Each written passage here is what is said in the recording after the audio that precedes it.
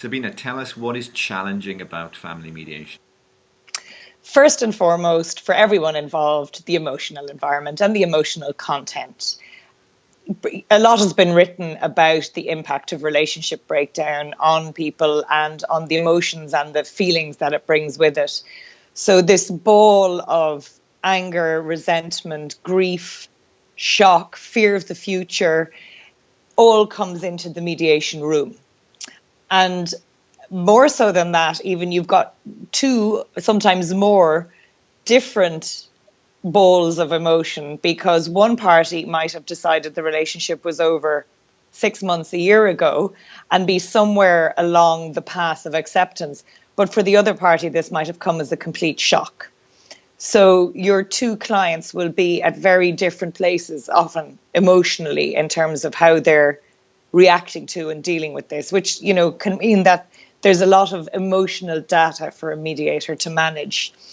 Then the other factor is all the different practical aspects that the mediation process has to address within this ball of emotion, where you're trying to ask people who are very upset, where are you going to be living?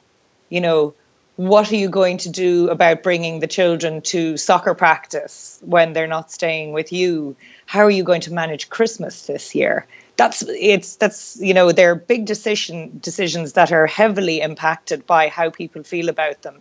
So in Ireland, we have a saying, when something is really complex, that it's like minding mice at a crossroads. So all the different aspects of the process are going in different directions. There's a lot for a mediator to hold in the mediation room between practical aspects, emotional aspects, the needs of the children who aren't in the room, and so on. So it makes it all a little bit like conducting an orchestra, you know. So within that, one of the big challenges is for a mediator themselves to have a really solid sense of their own equilibrium. If I'm mediating a dispute, say, over a shareholders agreement, a commercial matter, I'm not likely to get emotionally triggered by that unless, you know, I've just signed a shareholders agreement. But in family conflict, the types of issues that people are dealing with are issues that we all deal with. You know, how do we make parenting decisions? What do we do when a teenager is acting out and we need to form a united front on parenting, but we're separating? All of these tricky, messy issues are likely to trigger emotions, reactions, possibly even biases in ourselves. So family mediators need to have a high level of self-awareness and very good self-management and emotional management strategies. Furthermore, family mediation is not something that is engaged in and over and done with in a matter of days. We often have relationships with our clients that last over months or even years. I had a couple I worked with for over 3 years as they crafted and molded their agreement in difficult circumstances. So there's a long-term investment, if you like, in each case for the family mediator. And that requires some self-management and particularly support as well.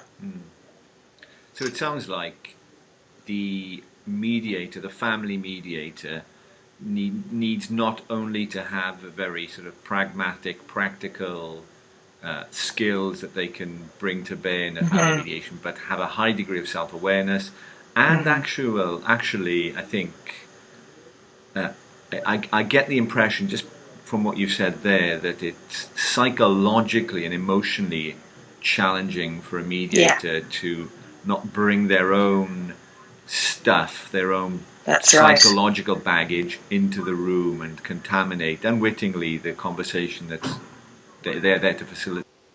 Exactly. Yeah. So it requires a high degree of sort of personal congruence and professional congruence, and being really solid and keeping your own stuff under control while remaining very human, of course, because, you know, when people are very upset, they need somebody to be able to empathize and react to them as a human and not just a mechanical process-based professional, if you like.